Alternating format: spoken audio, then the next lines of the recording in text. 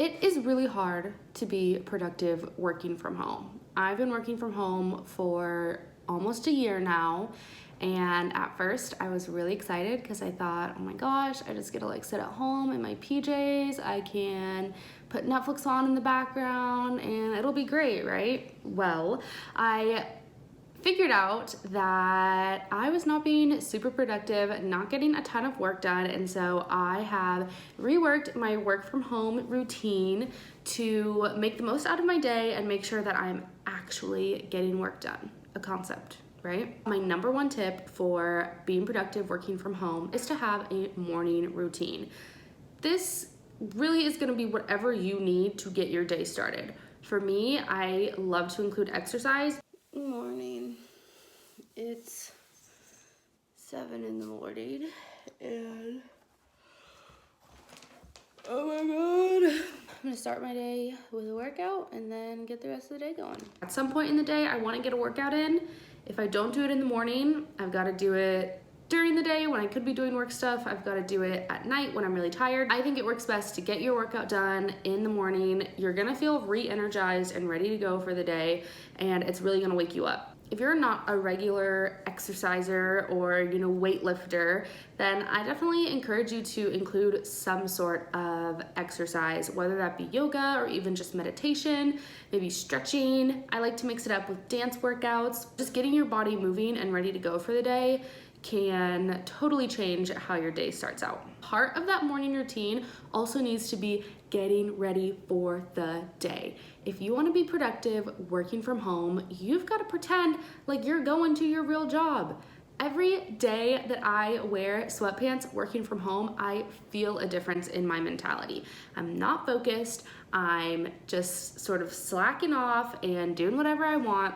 Put the jeans on. I know it's not fun. I know it's not. I know you're gonna get those stupid little lines on your belly button from your high-waisted jeans. Just put them on. If you normally wear makeup and you enjoy wearing makeup, put your face full of makeup on to get your hair the way that makes you feel the most comfortable and confident, and just, go to work. My second tip for being productive working from home is to have a dedicated workspace. If you're bouncing back and forth from the kitchen island to the dining room table to your bed to the couch, you are going to feel super mixed up all day. You're just not gonna have a ton of consistency, and you're not going to feel like, okay, now I'm sitting down and it's time to work. I do not have a dedicated home office to work out of. I set up my office to be at the dining room table, and it is super essential to just have that space purely dedicated to your work while you're working. So for me, the table is cleared off.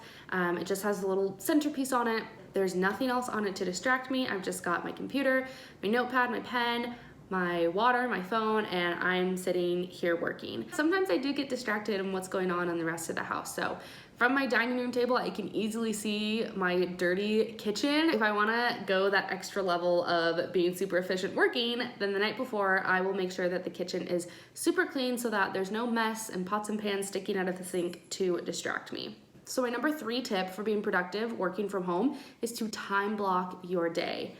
I cannot believe how much more productive I've gotten since time blocking. Basically, time blocking is just blocking out time on your calendar to accomplish certain tasks.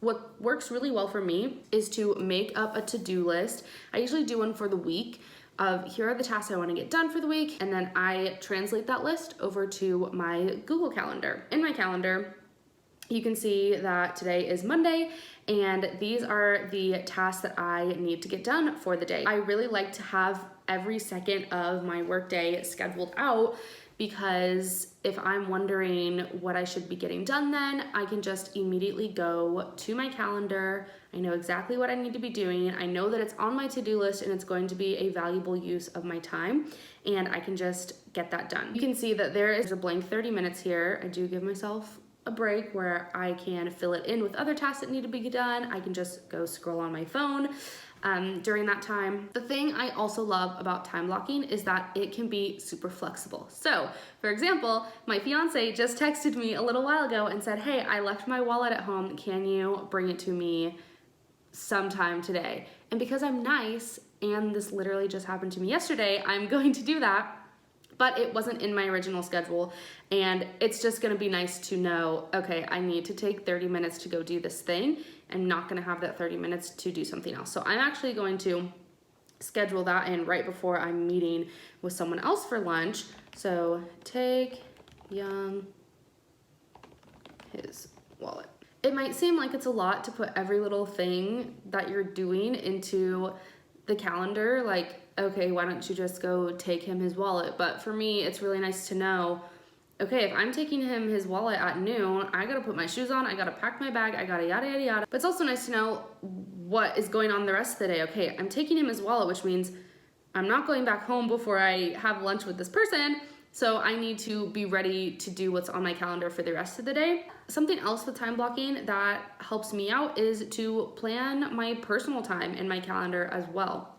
So if I scroll down, you can see I have it time blocked out where I want to cook dinner at this time. And that really helps me because I will get sucked into the work that I'm doing. Even if it doesn't need to be done for another 3, 4, 5 days, I will just work on it until I look up and the sun has set and I don't even know what day it is. It works really well for me to see on my calendar, no, you know, I do have these other work tasks that I want to get done, but right now I've given myself this time to cook dinner, and that is just as important as responding to these emails.